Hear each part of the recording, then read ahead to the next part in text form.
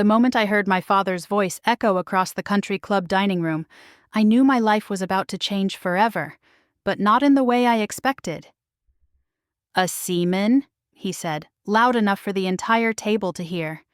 "Grace is throwing away her career to marry some enlisted nobody who probably can't even spell lieutenant commander." The laughter that followed felt like ice water in my veins. My mother dabbed her lips with a linen napkin and shook her head. "Honestly, Grace, after everything we've invested in your education, your position, your reputation, this is how you repay us?" I sat there in my pressed khakis, 2 silver bars gleaming on my collar, feeling smaller than I had since childhood. These were the people who raised me. The people who taught me that respect was earned through rank, that love came with conditions, that worth was measured by the weight of your last name and the zeros in your bank account. And here they were, reducing the man I loved to nothing more than his pay grade. My name is Grace Turner, and I'm a lieutenant commander in the United States Navy. For 15 years, I've served my country with honor. I've deployed to 3 different continents, managed million-dollar logistics operations, and earned the respect of sailors and officers alike. But none of that mattered to my family the day I told them I was marrying Petty Officer Ethan Brooks, a brilliant engineer who happened to work with his hands instead of pushing papers behind a mahogany desk. What they didn't know that day, what none of us knew, was that their cruel rejection would lead to a moment that would be broadcast to millions of Americans. A moment that would make my phone ring off the hook with calls from the very people who had turned their backs on us. A moment that would teach my family the hardest lesson of their privileged lives. But before I tell you about the night that changed everything, before I share how a simple wedding photo ended up on national television and turned my parents' world upside down, I need to take you back to where this story really begins. Because understanding how deeply my family's prejudice ran will help you appreciate just how sweet the eventual reckoning truly was. Growing up in Greenwich, Connecticut, I learned early that image was everything. Our house sat on 3 manicured acres behind iron gates, every blade of grass perfectly trimmed, every flower bed positioned for maximum impact. My mother hosted charity luncheons where women in pearls discussed the poor while sipping champagne that cost more than most people's monthly rent. My father played golf with senators and judges, making deals that moved money from one wealthy pocket to another. They loved having a daughter in the military at first. It gave them something impressive to mention at dinner parties. "Grace is in the Navy," my mother would say with practiced pride. "She's in leadership, you know, very prestigious." What she never mentioned was that I slept in berthing compartments that smelled like diesel fuel, that I ate meals from metal trays in mess halls, that I earned every promotion through sweat and sacrifice rather than connections and cocktail parties. The truth is, they loved the idea of having a military daughter more than they understood what military service actually meant. To them, my uniform was just another designer outfit. My rank just another status symbol to display. They never asked about the late nights spent ensuring ships had the supplies they needed. They never wanted to hear about the young sailors I mentored or the problems I solved in cramped spaces below deck. As long as I looked good in dress blues at their social events, that was enough. But Ethan was different. He represented everything they feared about the real military, the working-class reality they preferred to ignore. When I first mentioned him during a tense family dinner, you could have heard a pin drop. My brother Mark, fresh from his law firm's latest victory, actually laughed out loud. "You're dating an enlisted guy? What's next, Grace? Going to start shopping at Walmart too?" My mother's reaction was more subtle, but twice as cutting. She simply raised an eyebrow and asked, "What does his family do?" When I explained that his mother worked 2 jobs to support 3 kids after his father left, that Ethan had enlisted to help pay for her medical bills, the temperature in the room dropped 20 degrees. "How unfortunate," she murmured, the same tone she used when discussing natural disasters in foreign countries. But here's what my family never bothered to learn about Petty Officer Ethan Brooks. He could diagnose engine problems that stumped officers with engineering degrees. He could repair systems in conditions that would make most people panic. He worked 16-hour days without complaint, sent half his paycheck home to his mother, and still found time to mentor younger sailors who reminded him of himself. The man they dismissed as just a seaman was holding ships together with nothing but skill, determination, and an unshakable work ethic. I met Ethan on a Tuesday that started like any other. I was conducting a routine inspection aboard the USS Harrington, checking on equipment readiness and supply chain efficiency. The ship's engine room was having issues with their water pressure monitoring system, and I needed to understand the problem before I could authorize repairs. That's when a young sailor with grease-stained coveralls and the most focused eyes I'd ever seen stepped forward. "Ma'am," he said, his voice steady despite addressing an officer 3 ranks above him. "I think I can show you exactly what's going wrong down here." Most enlisted sailors would have deferred to their chief or simply answered my questions with crisp "yes ma'ams" and "no ma'ams." But Ethan walked me through the entire system, explaining not just what was broken, but why it broke, how it could be fixed, better than before, and what modifications might prevent similar problems in the future. I found myself genuinely impressed, not just by his technical knowledge, but by the way he spoke about the ship as if it were a living thing that deserved his best effort. "She's old," he said, running a calloused hand along a pipe that had been patched more times than anyone could count. "But she's still got good bones. You just have to listen to what she's trying to tell you." That afternoon, I wrote up my report recommending not just the repairs Ethan had suggested, but a commendation for the sailor who had identified solutions that had eluded more senior personnel. When I handed him the paperwork to sign, he looked genuinely surprised. "You didn't have to do that, ma'am," he said quietly. "I was just doing my job." "No," I replied, meeting his eyes. "You were doing it exceptionally well. There's a difference." That should have been the end of it. An officer, an enlisted sailor, a professional interaction concluded properly. But something about his humility, his competence, his complete lack of pretense stayed with me. When I ran into him at the base coffee shop a week later, I found myself accepting his invitation to sit and talk. Then it happened again, and again. We kept our interactions professional, at least on the surface, but underneath the careful protocol and proper forms of address, something deeper was growing. I began to look forward to our conversations in a way that had nothing to do with ship inspections or equipment reports. Ethan saw the world differently than anyone in my family's circle ever had. Where they saw problems to be delegated, he saw challenges to be solved. Where they saw people to be managed, he saw teammates to be supported. The first time he asked me to dinner, he was so nervous he could barely get the words out. "Ma'am, I know this might be inappropriate, and I understand if you can't, but would you maybe want to grab something to eat sometime? Somewhere off base?" The vulnerability in his voice, the genuine fear that I might reject him, made my heart ache in the best possible way. Our first real date was at a small diner near the Norfolk waterfront, the kind of place where coffee comes in heavy white mugs, and the pie is made fresh every morning. Ethan wore civilian clothes, jeans, and a button-down shirt that brought out the blue in his eyes. Without the formality of uniforms and rank structure between us, our conversation flowed like water finding its level. He told me about growing up in a small Ohio town where everyone knew everyone else's business, about his mother, who worked double shifts at a factory and still found time to help him with homework every night, about the day he realized that joining the Navy wasn't just his ticket out of poverty, but his chance to build something meaningful with his life. "I want to be the kind of man my mom can be proud of," he said simply.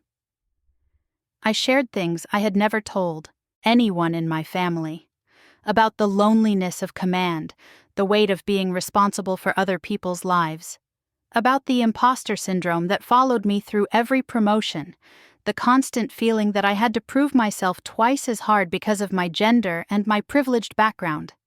Ethan listened without judgment, without trying to fix anything, just accepting every word as if it mattered. By the time we finished our second cup of coffee, the sun was setting over the Chesapeake Bay, painting the sky in shades of orange and pink. As we walked back to our cars, Ethan stopped suddenly and turned to face me. "Grace," he said, using my first name for the very first time. "I know this is complicated. I know there are rules and regulations and probably a dozen reasons why this is a bad idea. But I need you to know that spending time with you is the best part of my day." Standing there in that parking lot, with the smell of salt air and the sound of seagulls overhead, I made a choice that would change everything. I stepped closer to him, close enough to see the flecks of gold in his eyes, close enough to feel the warmth radiating from his skin. "Ethan," I whispered, "it's the best part of mine, too." When he kissed me for the first time, soft and tentative and full of wonder, I felt something I had been searching for my entire life without realizing it. Not the desperate need for approval that had driven me through childhood, not the competitive fire that had pushed me through my military career, but simple, honest connection. The feeling of being known, truly seen, by another human being.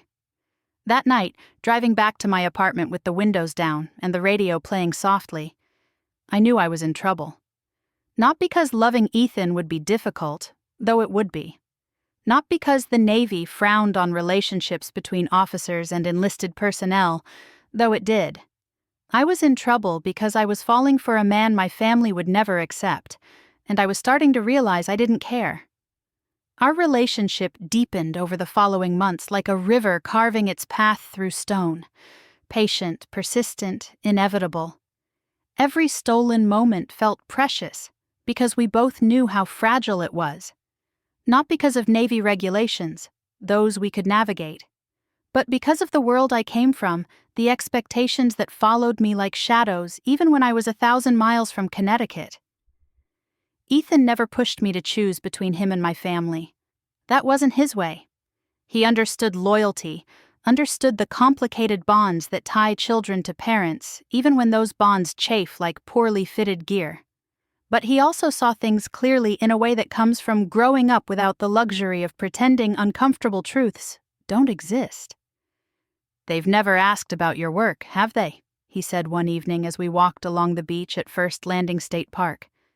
The sun was setting behind us, casting long shadows on the sand. I had just finished, telling him about my latest phone call home, another stilted conversation where my mother discussed her garden club fundraiser while carefully avoiding any questions about my life. "What do you mean?" I asked, though I knew exactly what he meant. "Your deployments, your sailors, the work you actually do." He stopped walking and turned to face me, his expression gentle but serious. "Grace, you've been in the Navy for 15 years. You've served in 3 combat zones. You manage the logistics that keep ships operational and sailors alive. And they talk to you like you're still their little girl playing dress-up in a uniform." The truth of his words hit me like cold water. My parents had attended my commissioning ceremony, had posed for pictures with me in my dress blues, but they had never once asked me what it felt like to send young sailors into harm's way. They had never wanted to know about the sleepless nights when supply chains broke down in the middle of the Indian Ocean, or the satisfaction of solving problems that kept ships mission-ready. "They're proud of me," I said weakly.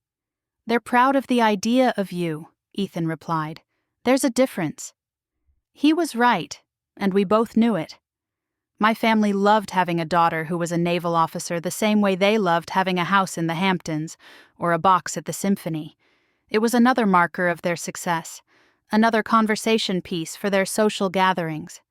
But they had never tried to understand what my service actually meant. Meanwhile, Ethan understood without being told. He knew why I checked my phone constantly when ships were underway. He knew why certain dates on the calendar made me quiet and distant. He knew that behind every promotion, every medal, every recognition was a story of sacrifice that I rarely shared, because most people couldn't relate to it. "Tell me about Chief Martinez," he said one night as we sat on my apartment balcony sharing a bottle of wine. I had mentioned her name in passing, but something in my voice must have caught his attention. So I told him about Maria Martinez, a brilliant supply chief who had served under me during my deployment to the Persian Gulf, about how she had worked 18-hour days to keep 3 ships supplied while fighting a custody battle back home. About the night she broke down in my office because her ex-husband was threatening to take their daughter away while she was deployed. About how I had spent hours on the phone with Navy legal services, pulling strings I didn't know I had, to help her fight a system that penalized military parents for their service. She made chief because she earned it, I said, my voice thick with emotion. But she almost lost her daughter because she chose to serve her country. And when we got back stateside, when she hugged me at the pier and said I had saved her family, I knew why I wear this uniform. Ethan listened without interruption, his eyes never leaving my face. When I finished, he reached across the small table and took my hand. "That's the woman I fell in love with," he said quietly. "Not the officer, not the rank. The person who fights for people who can't fight for themselves." It was moments like these that made me realize how different he was from anyone my family would consider suitable. Not because he lacked education or ambition, but because he valued things they couldn't understand. Character over connections, integrity over influence, the kind of worth that doesn't show up on tax returns or social registers. 6 months into our relationship, Ethan was selected for advancement to Petty Officer Second Class. It was a significant promotion, one that recognized not just his technical skills, but his leadership potential. The advancement ceremony was small, held in a conference room on base with about 20 other sailors and their families. I sat in the back, out of uniform to avoid drawing attention to our relationship. Ethan's mother had flown in from Ohio, a small woman with work-worn hands and eyes that sparkled with pride. When they called his name and pinned on his new rank, she cried openly. Not the delicate tears of someone worried about her makeup, but the honest sobs of a mother watching her son achieve something she had only dared to dream about. After the ceremony, she grabbed my hands and squeezed them tight. "You must be Grace," she said, her voice warm with genuine affection. "Ethan talks about you constantly. He says you make him want to be better than he is." I wanted to tell her that it was the other way around, that her son had shown me what it meant to love someone without conditions or expectations. But before I could speak, she continued, "I hope your family knows how lucky they are to have you both." The innocence in her statement, the assumption that my family would naturally embrace Ethan the way she had embraced me, made my chest tight. I managed a smile and a non-committal response, but inside I was thinking about the growing distance between my old life and my new one. That distance became a chasm the night Ethan proposed. We had driven down to Virginia Beach for the weekend, staying at a small bed and breakfast that was probably older than both of us combined. The room smelled like salt air and old wood, and the windows rattled whenever the wind picked up. But it was ours, a little bubble of privacy where rank and family expectations couldn't reach us. We spent Saturday walking the boardwalk, eating funnel cake, and watching street performers. Ethan bought me a ridiculous souvenir t-shirt that said, "Virginia is for lovers," in glittery letters, and I bought him a coffee mug shaped like a lighthouse. Silly, touristy things that would have horrified my mother but felt perfect in that moment. Sunday morning we walked out to the pier just as the sun was coming up over the Atlantic. The water stretched endlessly ahead of us, dark blue fading to gold where it met the sky. A few early morning joggers passed by, but mostly we had the world to ourselves. "Grace," Ethan said, and something in his voice made me turn to look at him. He was nervous, really nervous, in a way I had rarely seen him. His hands were shaking slightly as he reached into his jacket pocket and pulled out a small velvet box. "I know this might not be the right time," he said, his words coming fast like he was afraid he might lose his nerve. "I know there are complications with your family and the Navy and a dozen other things, but I love you, Grace Turner. I love your strength and your compassion, and the way you fight for people who need fighting for. I love that you make me want to be the kind of man who deserves you." He dropped to one knee right there on the pier, with the sunrise painting everything golden around us. When he opened the box, the ring inside was simple and perfect. Not the massive diamond my mother would have expected, but a classic solitaire that caught the morning light and threw it back in tiny rainbows. "Will you marry me?" he asked, and his voice cracked on the last word. I don't remember saying yes, but I must have, because suddenly I was crying and he was sliding the ring onto my finger, and we were both laughing and holding each other like we might float away if we let go. The ring fit perfectly, as if it had been waiting for my hand its entire existence. "How did you know my size?" I asked through my tears. He grinned, some of his nervousness finally fading. "I may have asked Heather to help me out with some reconnaissance." Of course he had. Thoughtful, thorough, prepared. Everything I had come to love about him distilled into one perfect moment. We spent the rest of the morning on that pier, making plans and dreaming out loud about our future. A small wedding, we decided. Something simple and meaningful. Maybe at the Botanical Gardens in Norfolk, or on the beach where we had shared so many walks. Nothing fancy, just the people who mattered most celebrating something real. "What about your family?" Ethan asked gently, and I felt the first shadow cross our perfect morning. "They'll come around," I said, trying to convince myself as much as him. "Once they meet you, once they see how happy we are together, they'll understand." He nodded, but I could see the doubt in his eyes. Ethan had grown up around people who worked for everything they had. He understood that respect was earned, not given, and he had enough experience with the world to know that people like my parents didn't usually change their minds about people like him just because love was involved.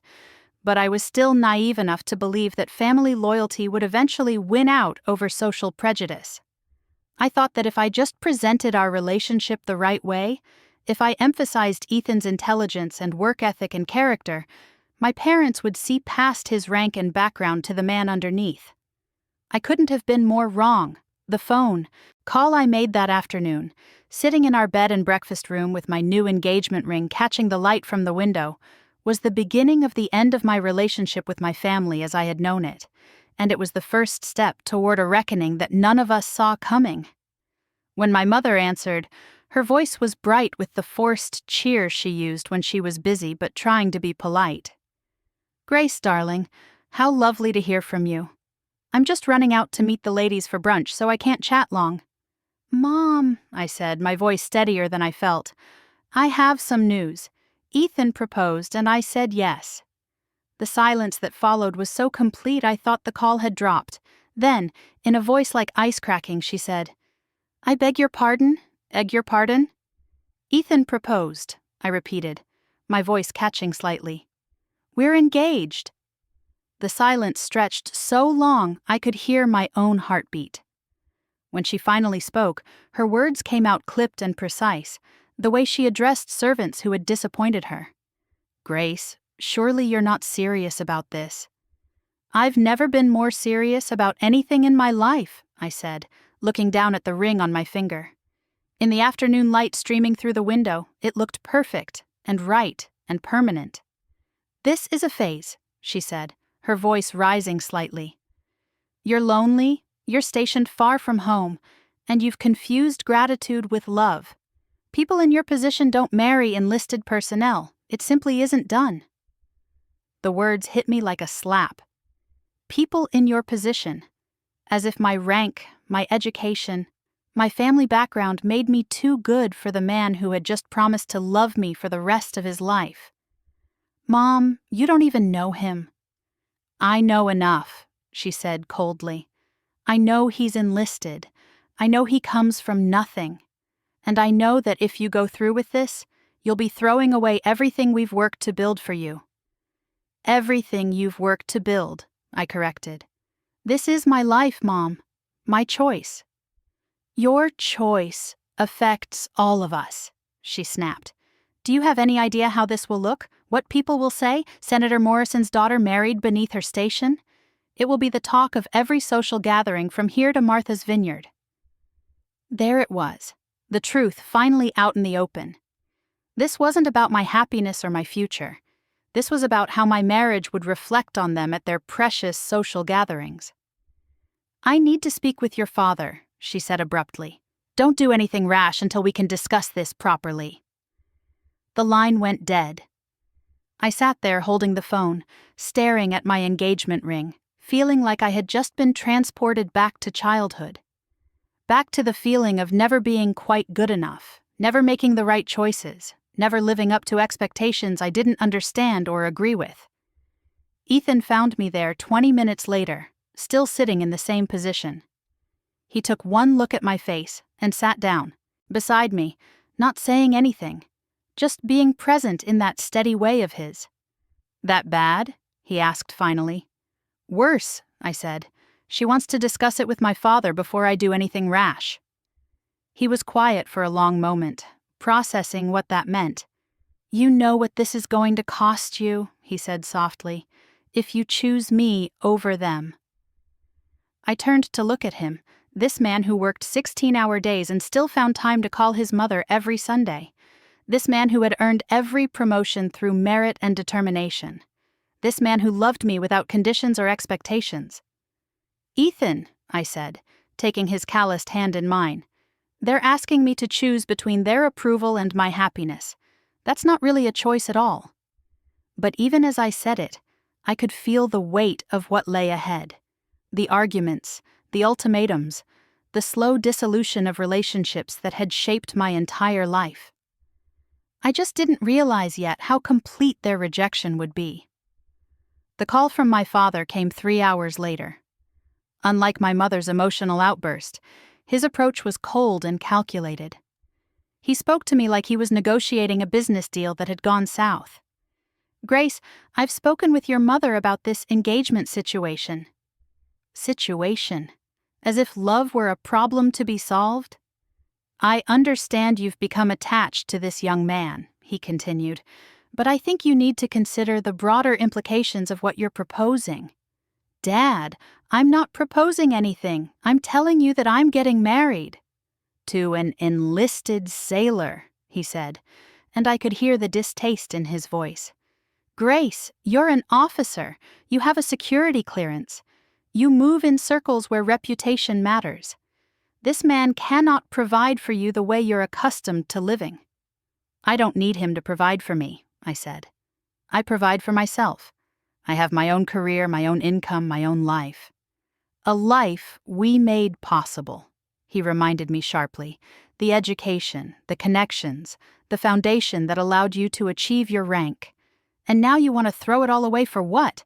Some romantic notion about love conquering all?" The condescension in his voice made my hands shake.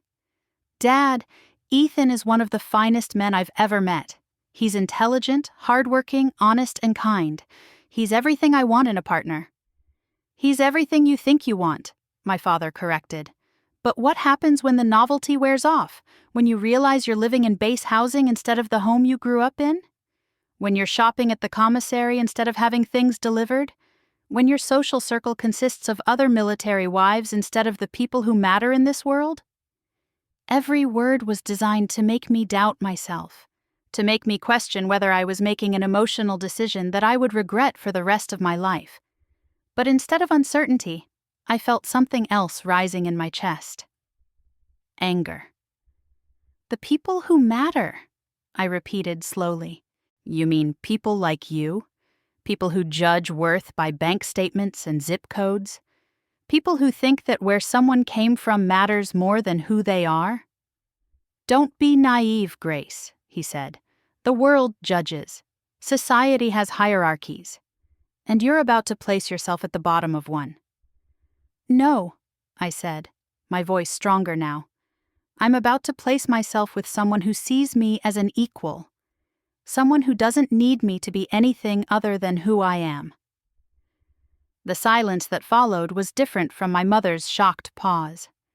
This was the silence of a man who had just realized that his daughter was no longer willing to be controlled. "If you go through with this," he said finally, "there will be consequences." "What kind of consequences?" Financial, social, familial. Each word dropped like a stone into still water. You'll be on your own, Grace, completely on your own. I thought about what that meant. No more trust fund distributions. No more family connections when I needed them. No more safety net that came with being Senator Morrison's granddaughter and Charles Turner's daughter. But I also thought about what I would be gaining. A partner who loved me for who I was, not what I represented. A life built on honesty instead of appearances, the freedom to define my own worth. Then I'll be on my own, I said. Grace, no, Dad, you've made your position clear. Now I'm making mine. I'm marrying Ethan Brooks, with or without your blessing. And if that means losing your support, then that's a price I'm willing to pay. I hung up before he could respond, my hands shaking with adrenaline and grief and a strange sort of liberation. When Ethan appeared in the doorway, I could see in his eyes that he had heard enough to understand what had just happened. I'm sorry, he said quietly. I'm not, I said, and realized I meant it. They've shown me exactly who they are. Now I know exactly who I'm choosing to be. But the hardest part was still ahead, because cutting ties with my family was one thing. Watching them actively work to humiliate me and the man I loved was something else entirely. The wedding planning that followed was both liberating and heartbreaking. Without my family's involvement, we were free to create exactly the celebration we wanted. But every decision reminded me of what was missing. Every vendor who asked about the bride's parents, every seating chart that left 3 chairs empty, every tradition that assumed family support. We chose Riverside Gardens for the ceremony, a small venue overlooking the water where the pergola was wrapped in climbing roses, and the sunset painted everything golden. The guest list was intimate. Ethan's family, my closest friends from the Navy, and a handful of couples we had met through base activities. Ethan's mother arrived 3 days before the wedding, carrying a suitcase held together with duct tape and a smile that could have powered the entire Norfolk shipyard. She hugged me, like I was already her daughter, tears streaming down her cheeks. I can't believe my boy found someone like you, she whispered, someone who sees how special he is. I wanted to tell her that I was the lucky one, that her son had taught me what it meant to be loved without conditions. But she was already bustling around, offering to help with flowers and favors and anything else that needed doing. She treated our wedding like the most important event in the history of the world, while my own family acted like it was an embarrassment to be ignored. The night before the ceremony, I sat alone in my apartment looking at my wedding dress hanging on the closet door. It was simple and elegant, nothing like the elaborate gown my mother had always described for my wedding day. But it was mine, chosen for me, not for photographs or social expectations. My phone rang, and for one wild moment I thought it might be my mother calling to say they had changed their minds. Instead, it was Heather, my maid of honor, calling to check on me. "How are you holding up?" she asked. "I keep waiting for it to hit me," I said honestly. "The sadness, the regret, the moment when I realize what I'm giving up. And instead, I just feel free, like I'm finally making a choice that's completely my own." "That's because you are," she said firmly. "Grace, I've watched you try to please your family your entire adult life. I've seen you second-guess yourself, apologize for your choices, dim your light to make them more comfortable. And I've never seen you as happy as you've been since you met Ethan." She was right. The woman who was getting married tomorrow was different from the woman who had spent 30 years seeking approval from people who withheld it like a prize. This woman knew her own worth. This woman had chosen her own path. This woman was ready to walk down that aisle alone if necessary. "Besides," Heather added with a laugh, "you're not walking alone. Master Chief Wilcox is honored to escort you, and half the ship will be there to support you both. Family isn't just about blood, Grace. It's about who shows up."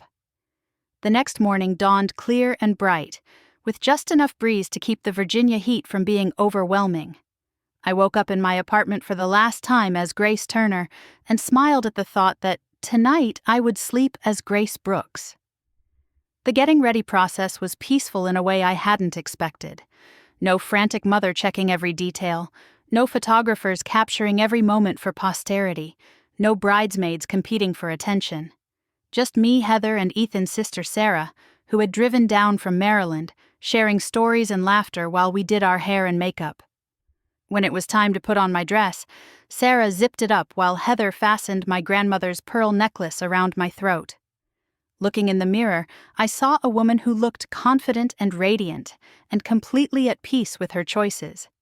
"You're glowing," Sarah said, and her voice was thick with emotion.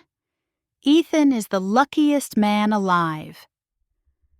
At 4:30, we loaded into Heather's car and drove to Riverside Gardens. The venue looked like something from a fairy tale, with white chairs arranged in neat rows and flowers everywhere. The pergola where we would exchange vows was framed against the water, and the late afternoon light made everything look soft and golden. I could see guests arriving, could hear the quiet murmur of conversation and laughter. Ethan's family filled the first few rows on the groom's side, their faces bright with joy and anticipation. My side of the aisle was smaller, but no less enthusiastic. Navy friends in their dress uniforms, neighbors who had become like family, people who had chosen to be there not out of obligation, but out of love. And there, right in the front row, were 3 empty chairs, with elegant signs that read, "Mother of the Bride," "Father of the Bride," and "Brother of the Bride." I had placed them there not as an accusation, but as an acknowledgement, a way of saying that their absence was a choice, and choices have consequences. At 5 o'clock exactly, the string quartet began to play, and I took my place at the end of the aisle. Master Chief Wilcox stood beside me in his dress blues, ribbons, and medals gleaming in the sunlight. He had ironed his uniform until it was crisp enough to cut glass, and his usually gruff demeanor had softened into something approaching tenderness. "Ready, ma'am?"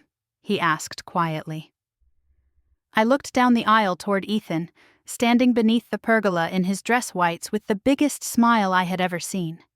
Behind him stood his best man, another engineer from his division, and behind them the chaplain who would marry us. Everyone was standing, everyone was smiling, everyone was there because they wanted to be. "I'm ready," I said. And together, we began to walk. The walk down that aisle felt like floating through a dream where everything was exactly as it should be. Every step brought me closer to Ethan, whose eyes never left mine, whose smile grew wider with each passing second. The string quartet played something classical and beautiful, but all I could hear was my own heartbeat and the whisper of my dress against the grass. Halfway down, I caught sight of Mrs. Brooks in the front row, tears streaming down her cheeks as she clutched a handkerchief to her chest. Behind her sat Ethan's shipmates, standing at attention in their dress uniforms, proud grins spreading across their faces. These people barely knew me, but they were celebrating my happiness like it was their own. When we reached the pergola, Master Chief placed my hand gently into Ethan's. His palm was warm and steady, anchoring me to this moment, to this choice, to this man who had waited his entire life for someone to see him the way I did. "Dearly beloved," the chaplain began, and his voice carried across the garden like a benediction. The ceremony was simple, honest, perfect.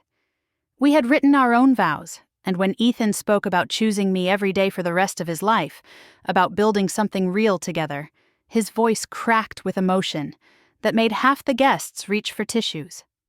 When it was my turn, I looked into his storm-gray eyes and said the words I had practiced, but somehow felt like they were coming from my soul for the first time. "Ethan, you taught me that love isn't about earning approval or meeting expectations. It's about showing up every single day as who you really are. Today I choose you, not because you complete me, but because you see me completely." The rings we exchanged were simple gold bands, nothing flashy or expensive, but they felt substantial and permanent as they slid into place.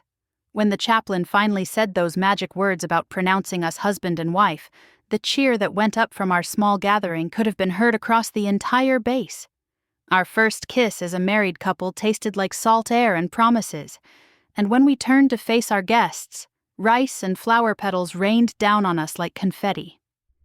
Ethan's mother was openly sobbing now, and even Master Chief looked suspiciously misty-eyed as he saluted us both. The reception was held right there in the garden, with string lights twinkling overhead, and a small jazz trio playing softly in the background. We had barbecue from a local joint instead of fancy catering, beer in galvanized tubs instead of champagne service, and a simple 2-tier cake that Mrs. Brooks had insisted on making herself. It was perfect. Absolutely, completely perfect. Every person there wanted to be there. Every moment felt authentic and joyful. Every tradition we honored was one we had chosen rather than one forced upon us. When Ethan and I had our first dance to an old Sinatra song, swaying slowly under the Virginia stars, I felt like the luckiest woman alive. "Any regrets?" he whispered in my ear as we moved together. I looked around at our celebration, at the faces of people who had chosen to support us, at the empty chairs that no longer felt like wounds, but like freedom. "Only that it took me so long to realize what really matters," I whispered back. The party went late into the evening, with toasts that were funny and heartfelt, dancing that involved several sailors attempting moves they had clearly never tried before, and laughter that echoed across the water. When it was finally time to leave, we were sent off with sparklers and cheers and enough leftover barbecue to feed us for a week. Back at our apartment, still in our wedding clothes but barefoot now, we sat on our tiny balcony sharing a bottle of champagne that Heather had snuck into my bouquet. The night was warm and quiet, with only the distant sound of traffic and the occasional ship horn from the base. "So," Ethan said, raising his glass, "how does it feel to be Mrs. Brooks?" I tested the name on my tongue, rolling it around like something sweet and new. "It feels like coming home," I said honestly, "like I finally know who I'm supposed to be." We sat there until nearly dawn, talking about everything and nothing, making plans for our life together that had nothing to do with rank or status or family expectations. Just two people who had found each other against all odds, ready to build something real and lasting and completely their own. 3 days later, I was back at work, settling into the routine of married life while Ethan finished up a training cycle that would keep him busy for the next few weeks. The transition felt seamless, natural, like we had been living this life together for years instead of days. I was reviewing supply manifests in my office when my phone rang. The caller ID showed a number I didn't recognize, but something made me answer anyway. "Lieutenant Commander Turner? Brooks."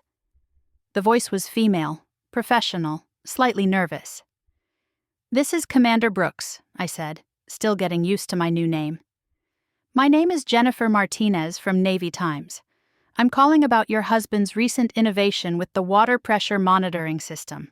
We'd like to do a feature story on enlisted personnel who are making a real difference in fleet readiness." I blinked, completely caught off guard. "I'm sorry, what?" The phone call that changed everything came from a producer at a major television network who had seen Ethan's innovation featured in Navy Times. Within 2 weeks, we found ourselves sitting in our tiny apartment living room, cameras rolling, as they filmed a segment about military ingenuity and the unsung heroes who keep our ships operational. They asked about our wedding, our story, our commitment to service. The piece aired 3 months later on primetime television, complete with our wedding photo under that pergola, Ethan in his dress whites and me in my simple dress, both of us laughing with pure joy. The calls started that very night. My mother, my father, my brother, all suddenly desperate to reconnect with the daughter they had written off and the son-in-law they had never bothered to meet. Apparently, when your rejection gets broadcast to 12 million Americans, it becomes harder to pretend you made the right choice. They wanted to visit, to celebrate, to introduce Ethan to their friends, as if they had always been proud of him. But here's what I learned about real family that day. I walked down that aisle alone. It's not about who shares your blood. It's about who shows up when it matters. Master Chief Wilcox walked me toward my future with more pride than my father ever showed. Mrs. Brooks loved me like a daughter from the moment we met. And Ethan? Ethan taught me that sometimes the greatest revenge isn't proving people wrong. It's living so well without their approval that their opinion becomes irrelevant. We reconciled with my family eventually, on our terms, with boundaries that protected what we had built together. But I never forgot the lesson that empty chairs taught me. That love without conditions is the only love worth having. If this story reminds you that your worth isn't determined by who accepts you, but by who you choose to become, then share it with someone who needs to hear it. Because sometimes the family that matters most is the one you choose for yourself.